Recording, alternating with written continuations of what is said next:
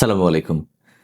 আপনারা সম্ভবত ভুলে গেছেন আমাকে, তাই না? অনেকদিন ভিডিও দেওয়া হয় না। আসলে চেম্বারের ব্যস্ততা, নিজের পড়াশোনা সবকিছু মিলিয়ে ব্যস্ত থাকতে হয়। ভিডিও কমে গেছে। একটু ফ্রি আছি। আস্তে, আস্তে আশা করি এরপরে আবার রেগুলার ভিডিও পাবেন। যারা আমাকে চেনেন তারা তো চেনেন, যারা চেনেন না তাদের কাছে আমার পরিচয় দেই। আমি হচ্ছি ডাক্তার ফাইজুল হক। পড়াশোনা করেছি হোমিওপ্যাথিক, ইউনানি, আয়ুর্বেদিক মেডিসিন নিয়ে।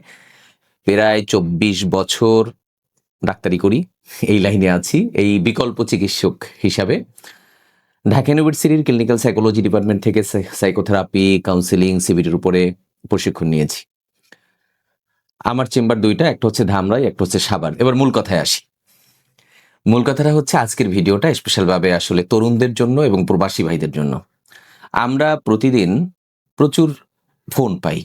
স্বাভাবিকভাবে আ প্রবাসী ভাইরা যে প্রশ্নগুলো করেন, এই প্রশ্নের উত্তর আমরা দেই। আমাদের কাছে মনে হয়েছে যে এ বিষয়ে ভিডিও করা উচিত যাতে আরো অনেক ভাই এই তথ্যটা জানে।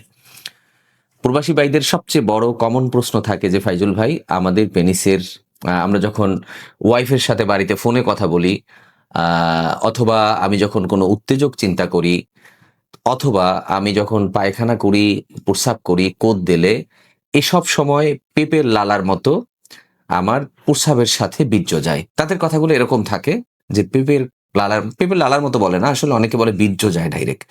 অনেকের ডিমের লালার মতো যায়, অনেকের পেঁপের কষের মতো যায়, হ্যাঁ? আঠালো একটা পদার্থ যায়। তারা ১ম যে ভুল করে সেটা হচ্ছে তারা এটাকে বীর্য মনে করে। আর বীর্য মনে করার কারণে তারা ভয় পেয়ে যায়। তারা মনে করে আমার অনেক বড় ক্ষতি হয়ে যাচ্ছে, আমার ক্ষয় হচ্ছে। অনেকে তো বলে যে আমার মেহ প্রমেহ হচ্ছে। তারা মনে করে বীর্য বের শরীর থেকে বের হওয়ার কারণে আমার শরীর দুর্বল হয়ে যাচ্ছে, আমার যৌন ক্ষমতা কমে যাচ্ছে, আমার স্বাস্থ্য ভেঙে যাচ্ছে, আমি বিয়ে করতে পারবো না। অনেকগুলো কথা তারা বলে।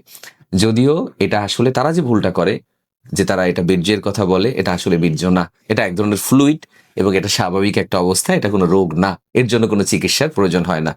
হ্যাঁ, অনেক বেশি যদি হয়, পবিত্রতার কিছু বিষয় আছে, তখন আমরা কিছু মেডিসিন প্রেসক্রাইব করি। কিছু মেডিসিনের কথা বলি যা এটাকে কমিয়ে নিয়ে আসে।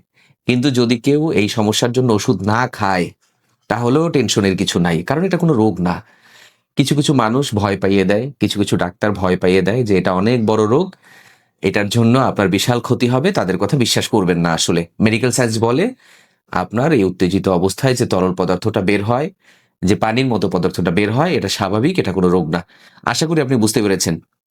যারা তরুণরা আছেন তাদের ক্ষেত্রে এটা হয় বেশি। বিয়ের পরে নরমালি ঠিক হয়ে যায়, অনেকের ঠিক হতে দেরি হয়। আর যারা প্রবাসী ভাইরা আছেন তারাও এই প্রশ্নটা করেন। আশা করি উত্তর পেয়ে গেছেন।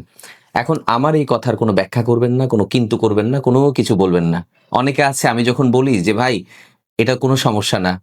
উল্টা তারা বলে, "আপনি বলছেন সমস্যা না, অমুক ডাক্তার বলছে সমস্যা।" এটা একটা দ্বিধার মধ্যে পড়ে যান আপনারা। আমি যেটা বলছি আমি বানানো কথা না, এটাই আসলে মেডিকেল সায়েন্স।